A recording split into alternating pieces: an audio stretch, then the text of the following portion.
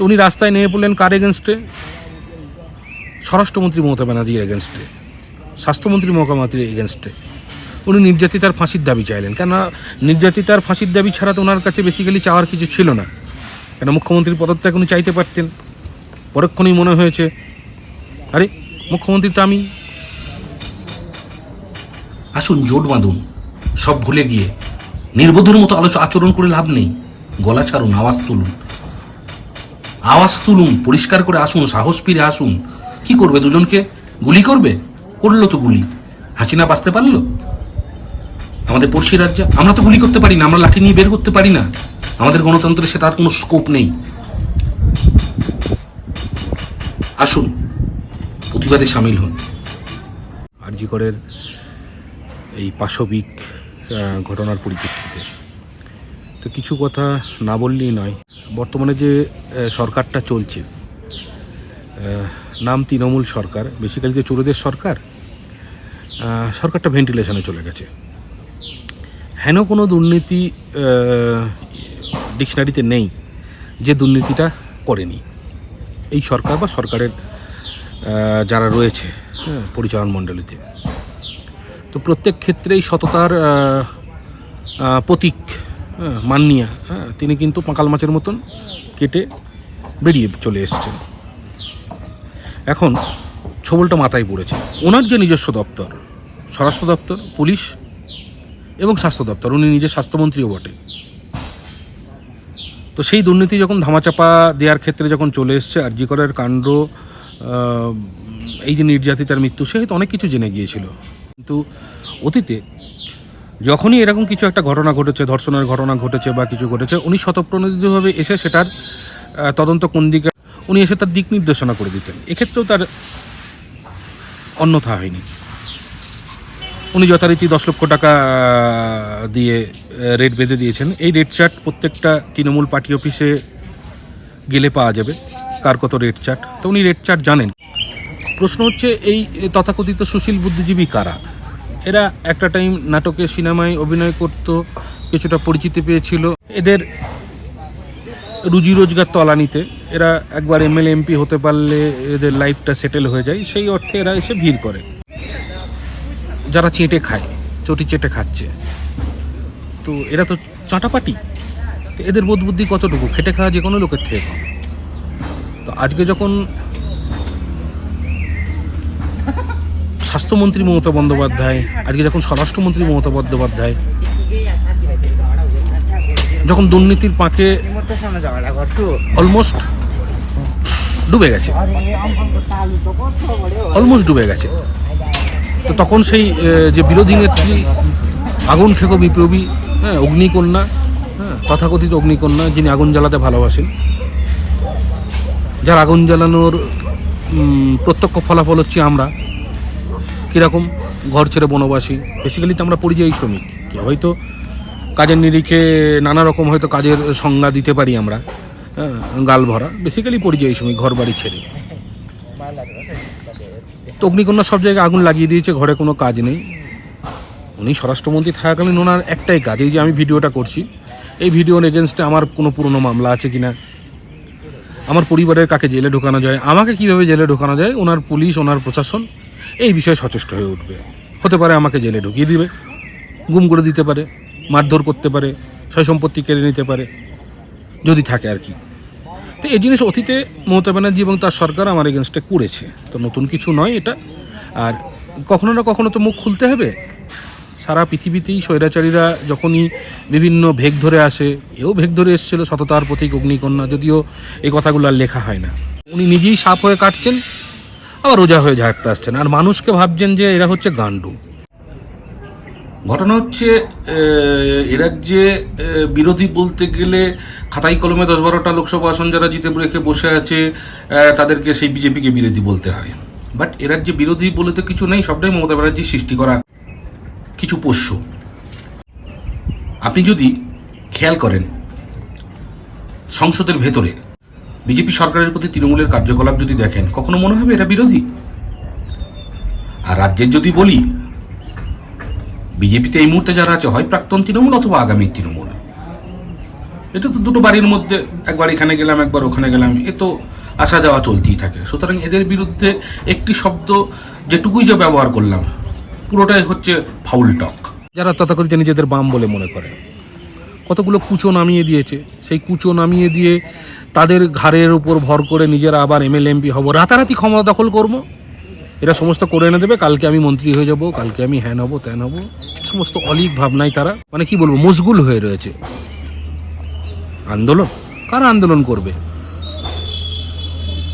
একজন হচ্ছেন একজন বয়স্ক, যিনি চেয়ার কোনো অবস্থাতেই ছাড়বেন না মৃত্যুর আগে অবধি। তো সেই নেতৃত্ব বাদ গেলে বাদবাকি যাদের বয়স তারা প্রত্যেকেই 70-এর কোটায়। তো মমতা সরকারের এই এক যুগ বাদ দিলে বাদবাকি 34 বছর, মানে তারা যখন 20-22 বছর 25 বছর কলেজ থেকে বেরিয়েছে আগুন খেকো বিপ্লবী হয়েই তারা বামেদের যে ঘরানা, হ্যাঁ বামেদের শাসক, বামেদের ছত্রছায়ার মধ্যে তাদের বৈপ্লবিকতা দিয়ে তাদের রাজনৈতিক জীবন শুরু হয়েছিল সোনার চামচ মুখে নিয়ে। আজকের ডেটে তারা কোত্থেকে আন্দোলন করবে? প্রত্যেকেই একবার বা একাধিকবার এমএলএ এমপি হয়েছে, তাদের প্রত্যেকেই সুরক্ষিত ভবিষ্যতের মধ্যে পেনশনের মধ্যে বাস করেন। তো স্বভাবতই তাদের দ্বারা এই মমতা মোকাবিলা করা কখনো সম্ভব নয়, কারণ জীবনে কোনোদিন করেনি। তো একজন গর্বাচেপ না থাকলে তো ভাঙা যায় না সোভিয়েতকে।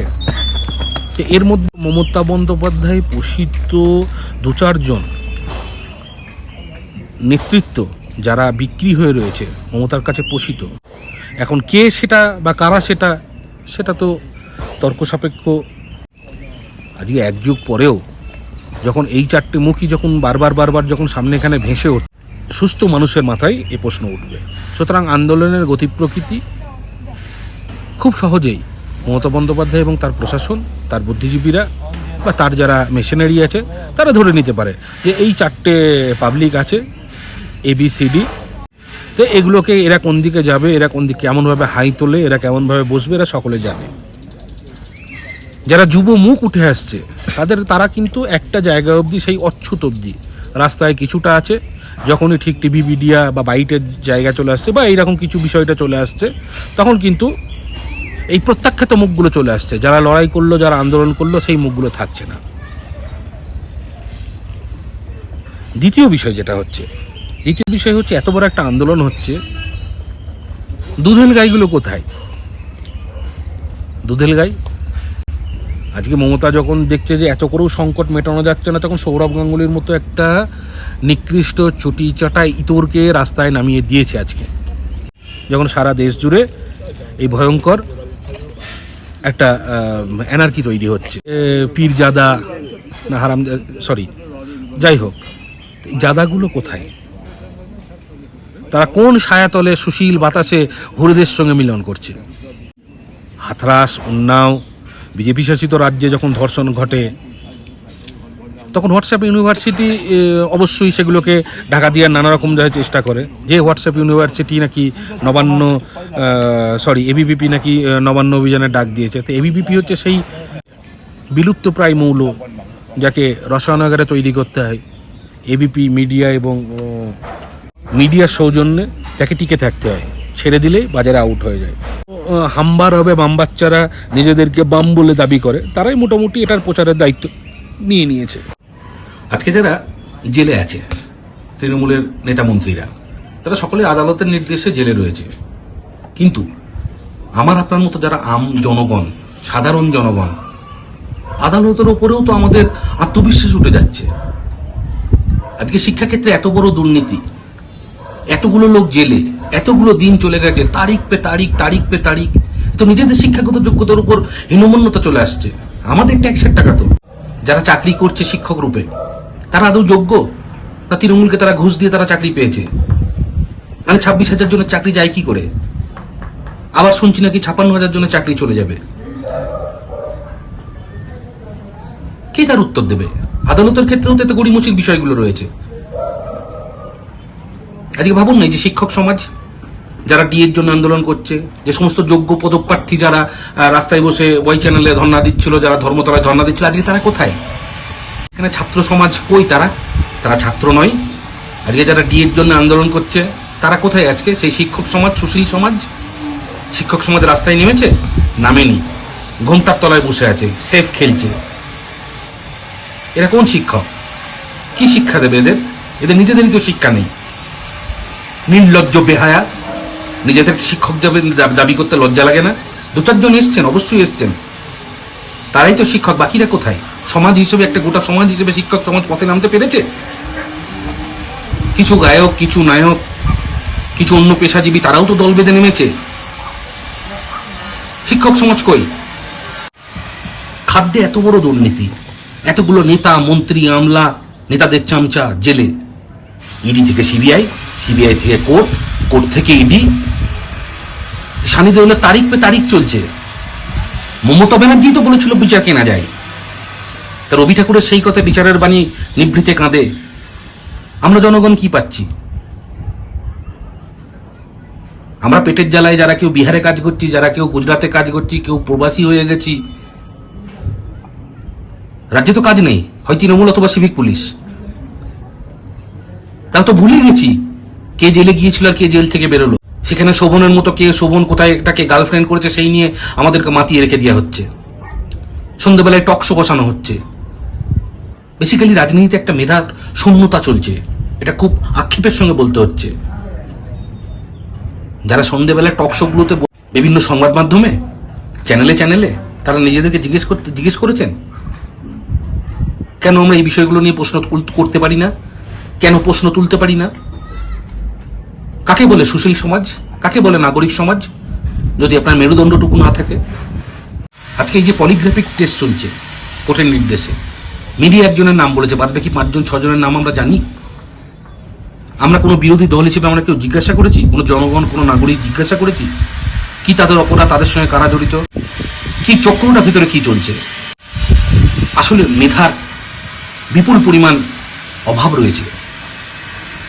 বিরোধী রাজনৈতিক পরিসরে সরকার তথা মমতা ব্যানার্জি যে দলটা চালাচ্ছে, সেখানে পুলিশ, আমলা, মন্ত্রী, শান্তি, পিকে একটা বিপুল পরিমাণ একটা কর্মযোগ্য চলেছে। তার বিরুদ্ধে এইরকম নির্বোধের মতো রাজনীতি যারা করছে, বিরোধী রাজনীতি যারা, মেধাহীন যারা করছে, তাদের সঙ্গে আমরা কিভাবে টিকতে পারি? আমরা তো আমাদের প্রতিবেশী দেশ শ্রীলঙ্কা বা বাংলাদেশের মতো লাঠিছোটা নিয়ে বেরোতে পারি না। আমাদের 70 বছর 80 বছর ধরে লালিত যে গণতন্ত্র, তা তো আমাদের শেখায়নি যে মমতা ব্যানার্জির মাথায় গিয়ে লাঠি মেরে দাও, যা চোরগুলোকে তোমরা ধরে এখানে পিটিয়ে হত্যা করে দাও। আমরা তো সেগুলো করতে পারি না, আমাদের সেগুলো শেখায়নি। তো আমাদের তো যারা পূর্বপুরুষ, আমাদের 2 প্রজন্ম আগে জরুরি অবস্থা থেকে তো আবার গণতন্ত্রে তারাই তো ফিরিয়ে এনেছিল। সুতরাং আমাদের যেটাই করতে হবে সেটাই তো গণতান্ত্রিক উপায়ে করতে হবে। গলার আওয়াজ ছাড়তে হবে, ভুলটা ধরিয়ে দিতে হবে, মেধাভিত্তিক লড়াই দিতে হবে, যুক্তি দিতে হবে। আমরা খেউড় হয়ে যাচ্ছি। আগে নিজেদের বদলাই, আগে আমরা নিজেদেরকে বদলালে এরা পালাতে বাধ্য।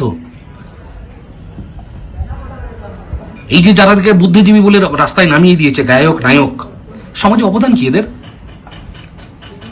বলুন না, কি সমাজে অবদান আছে? যে ছেলেটি বা যে মেয়েটি কনভেন্ট স্কুলে পড়ে, সে জন্মালিয়ার নাম জানে? সারা জীবনে দেবের একটা সিনেমা দেখেছে? অদিতি মুন্সি কে চেনে? এদেরকে তো রাজ্য আইনসভায় নিয়ে গেছে, সেটা বিধানসভা হোক বা সংসদে হোক, সেখানে তো আইন তৈরি হয়। নাচিয়ে গাইয়ে এদের কি কাজ? মমতা ব্যানার্জি এইটা করেছে, রাজনীতি থেকে দূরে সরিয়ে দিয়েছে আপনাকে, আমাকে। আর যারা মেধা ছিল তারা পেটের টানে, রুজির টানে তারা বিদেশে পাড়ি দিয়েছে। রয়ে গেছে কত অপদার্থের দল। সন্ধ্যেবেলায় কেউ বিরোধী সেজে এসে খেউর করছে, কেউ শাসকের পক্ষে এসে খেউর করছে। আর অরিজিনাল যারা দল তৃণমূল, তারা চুরিচামারিতে ব্যস্ত।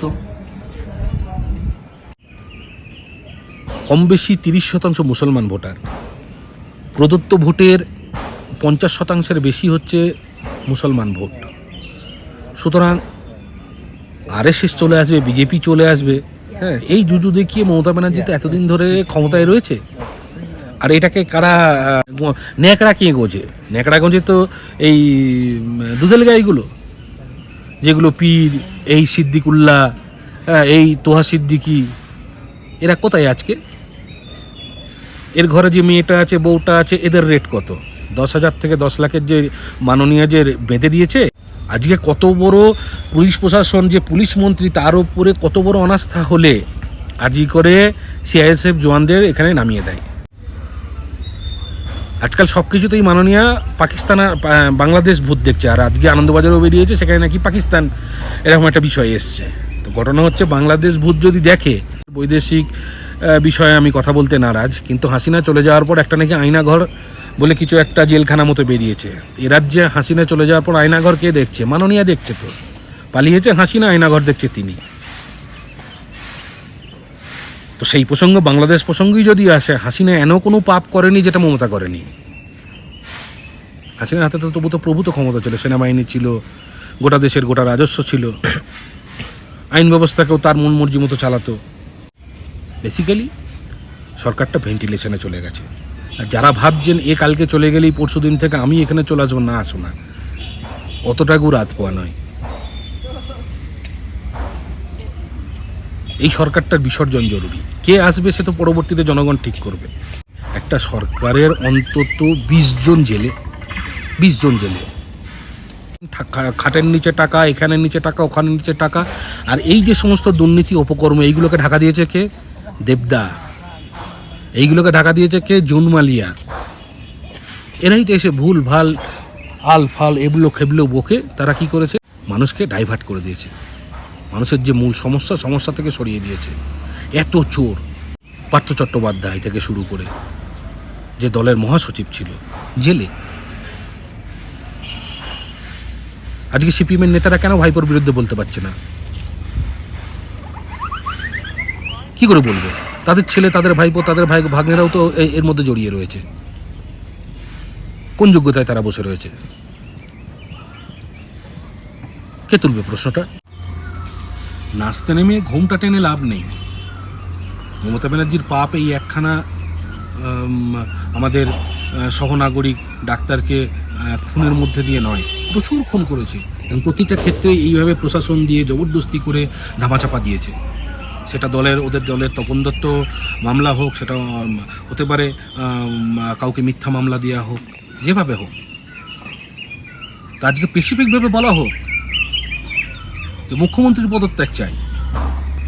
ঢাক ঢাক গুড় করে কী লাভ আছে? সুশীল সেজে কী লাভ আছে? অরাজনৈতিক মন্তব্য করে লাভ? অরাজনৈতিক বলে কিছু হয় নাকি? যে যত বড় অরাজনৈতিক ছিল, প্রত্যেকটা অরাজনৈতিক শেষে না কেসে তার গুড়টা তো কোনো না কোনো রাজনৈতিক দল খেয়েছে। তো অরাজনৈতিক বলে তো দিনের শেষে কিছু হয় না। হতেই পারে আপনি কোনো পার্টিকুলার রাজনৈতিক আপনার লুকিয়ে রাখার আপনার রয়েছে, বাধ্যবাধকতা থাকতে পারে, আপনার অধিকার রয়েছে, সংবিধান সে আপনাকে অধিকার রয়েছে কাকে আপনি ভোট দেবেন না দেবেন গ্যারাটোপের মধ্যে। কিন্তু এই সরকারটা যে পচে গেছে, গলে গেছে, কে আসবে জানার দরকার নেই। তো কে আসবে? আমি বা আপনি, তৃতীয়জন যেই আসুক। এত বড় স্বৈরাচারিত হবে না, এত বড় স্বজন পোষণ হবে না, তো এত চুরি তো সে করবে না। শাসন তো আরও ছিল, শাসন তো অন্যান্য রাজ্যেও আছে, নেই? অন্যান্য রাজ্যেও আছে। তো এর বিরুদ্ধে জোট বাঁধুন, সাধারণ মানুষ জোট বাঁধুন। কে আসবে ভুলে যান, তাকে তো তখন ঠিক করতে পারবেন কে আসবেন। আপনার ভোট, আপনার উপস্থিতি তো ঠিক করবে কে আসবে। রাম আসবে না, বাম আসবে না, তৃতীয় কেউ আসবে না, কে আসবে জানার দরকার নেই। তো তাহলে যারা আমরা খেটে খাই তারা আমরা ঠিক করব, তারা আমরা ভোট দিয়ে ঠিক করব। সাধারণ মানিক, শ্রমিক, কৃষক তারা ঠিক করবে। নবান্নে বসে, বিশেষ করে দক্ষিণ কলকাতার 4 জন লোক বসে তো ঠিক করবেন আমাদের রাজ্যটার কি হবে। 4টে লোক মিলে তো ঠিক করে দিচ্ছে। সেই জিনিসটার অবসান চান। কোন একটা ক্ষেত্রে আপনি বলুন দেখি যে ক্ষেত্রে দুর্নীতি নেই? আর প্রত্যেকটা দুর্নীতিবাজের প্রথম লক্ষ্য হচ্ছে বড় হচ্ছে পরিকল্পনা করা, বড় হচ্ছে প্রকল্প করা, আর সেখান থেকে হচ্ছে কাটমানি খাওয়া। কিন্তু এবারকার যে ইস্যুটা, সেই ইস্যুটা কার এগেনস্টে? মমতা ব্যানার্জি নিজের এগেনস্টে। তাই তো সে দিশাহারা হয়ে ঘুরে বেড়াচ্ছে। এই পচে যাওয়া সরকারটাকে ফেলে দিন। সরকার এখানে কে আছে? কারো কেউ একটাই তো পোস্ট, বাকি তো সে ল্যাম্প পোস্ট। জোট বাঁধুন, ধর্ম, বর্ণ, জাত, স্থান, কাল, পাত্র নির্বিশেষে জোট বাঁধুন। রাজনীতি করার সারা বছর, সারা জীবন টাইম পাবেন যতদিন বাঁচবেন। আগে এই স্বৈরাচারীটাকে তাড়ান। এ কোনো রাজনীতি করে না, কাউকে রাজনীতি করতে দেয় না। রাজনীতি করতে দেবে না বলেই তো ও কার বিরুদ্ধে পথে নেমেছে। ওকে জিজ্ঞেস করুন দিকে, ওকে সাংবাদিক সম্মেলন করে বলতে বলুন দিকে ও কার বিরুদ্ধে পথে নেমেছে। মুখ্যমন্ত্রী তুমি, স্বাস্থ্যমন্ত্রী তুমি, পুলিশ মন্ত্রী তুমি, যারা পাশে দাঁড়িয়ে আছো তাদেরকেও বলি, তোমরাও কালকে যদি কোনো জায়গায় যদি কোনো অত্যাচারের শিকার হও, তোমাদেরকেও কিন্তু রেড বেঁধে দেবে। সুতরাং তোমাদের রেটটা তোমরা জেনে নিও। পার্কস্ট্রিট থেকে আজকে এই আরজি করে নির্যাতিতা প্রত্যেকে কিন্তু রেট বেঁধে দিয়েছে। সুতরাং তোমরাও রেটটা জেনে নিও যে তোমাদের রেটগুলো কারা, যারা তোমরা সেজে গিয়েছে, যারা কেউ শাঁখ বাজাচ্ছ, কেউ পু করছো, কেউ পা করছো। পরিষ্কার করে বলুন মুখ্যমন্ত্রীর পদত্যাগ চাই, মুখ্যমন্ত্রীর পদত্যাগ চাই। তৃণমূল দল করতে গেলে আজকে সব থেকে বড় যোগ্যতা কি লাগে? তুমি চুরি করতে পারো কিনা, এটাই হচ্ছে যোগ্যতা। তো বাছা বাছা চোরগুলোকে যারা পদে আসীন করেছে, আগে তাদেরকে ঘেঁটি ধরে নামান, তারপর ভাবা যাবে কে আসবে কে না আসবে, তখন রাজনীতি করা যাবে, খেউর করা যাবে। চলুন রাস্তায় দেখা হবে।